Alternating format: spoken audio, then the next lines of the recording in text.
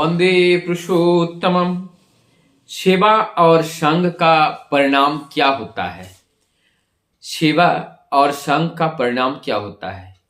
ये परिणाम निर्भर करते हैं लक्ष्य को लेकर कि इस सेवा और संघ के आड़ में हमने लक्ष्य क्या बनाया। इस चीज को आज समझने का प्रयास करेंगे। एक गांव में दो व्यक्ति रहते थे, एक का नाम मोहन और एक का नाम सोहन।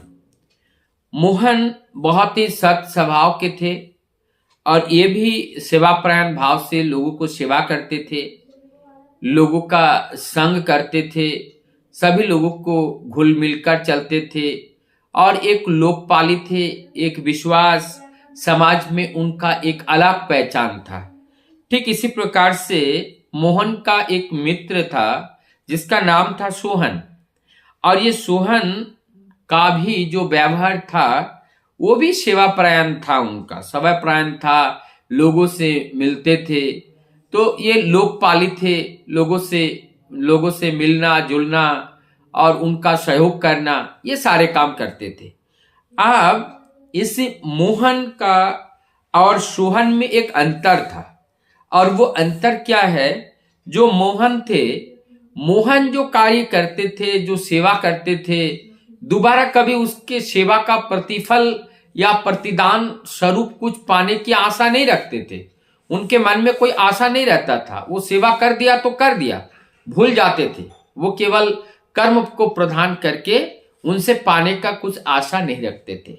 और इधर जो सोहन थे, ये अगर किसी को कुछ करते थे तो वो पहले देखते थे, अगर मैं इनको ये करूंगा, इनसे मैं क्या फायदा उठा सकता हूं। और इस लक्ष्य को वो फायदा उठाने के साथ में वो उनको सेवा करते थे। उनका जो संग होता था, किसी के संग देना, उनके साथ घुल मिल जाना, और एक उद्देश्य उसका होता है, सोहन का होता था कि इसको घुल मिल करके हम इनसे अपने जीवन में जो इनसे हम ले सकते हैं वो हम लेंगे, हम अपने को फायदा उठाएंगे।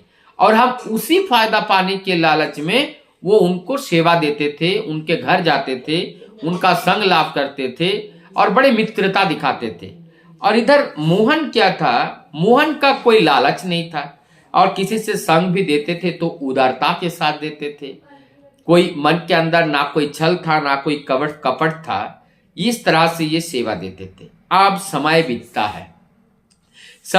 है, देखा जाता है कि जो मोहन थे वो उनका जो व्यवहार था वो सत्यता पर आधारित था, और वहां पर कोई छलवा वाले काम वो नहीं करते थे।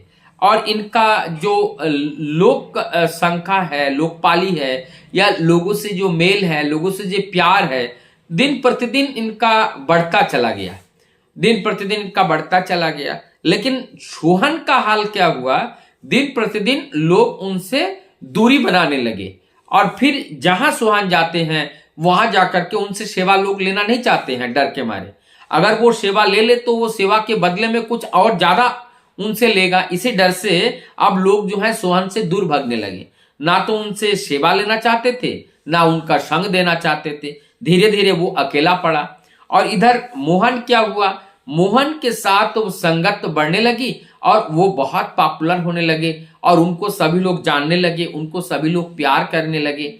और इस कुछ दिन फिर बीतने के बाद ऐसा पता चला कि जो इधर जो सोहन थे, जो छल कपट करके लोगों को सेवा भाव दिखा करके, संग उनके अच्छे व्यवहार दिखा करके उनका छलवा करते थे, आज जो है सोहन की स्थिति ऐसी है, उनका सब कुछ जीवन में चला गया, परिवार भी बिछोड़ गया, परिवार में भी एक फूट पड़ गई और परिवार भी टूट गए। जो अर्थ उन्होंने उपार्जन किए थे, एकत्रित किए थे, वो भी सब चले गए, और अंततः उनका जीवन अब बहुत दुखमय है। बड़े दुख से जीवन काट रहे हैं। अपने बाल बच्चे, परिवार के कोई भी व्यक्ति अब उनके पास नहीं है, और फिर अंततः उनका जीवन बड़ा कष्ट से काटा, और अंत में वो अपने पार्थिव शरीर को उनको त्यागना पड़ा। तो इसका ये कह जाते हैं कि उनका जो मौत था बड़ा कष्टदायक था, क्योंकि उनका कर्म को देखिए, उन्होंने सेवा में छलवा किया, संगत में छलवा किया, इसलिए उनका जो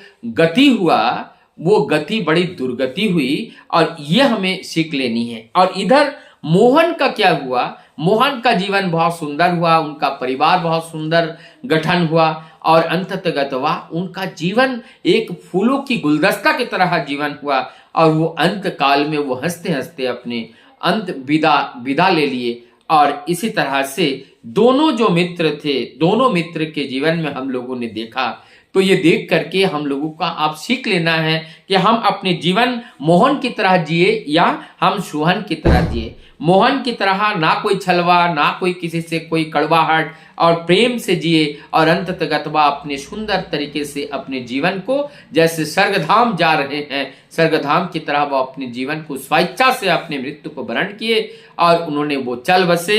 लेकिन सोहन की जो हालत थी, उनकी जो दुर्गति थी, उस दुर्गति को देख करके कोई अपने आंखों में आंसू नहीं रख सकते हैं।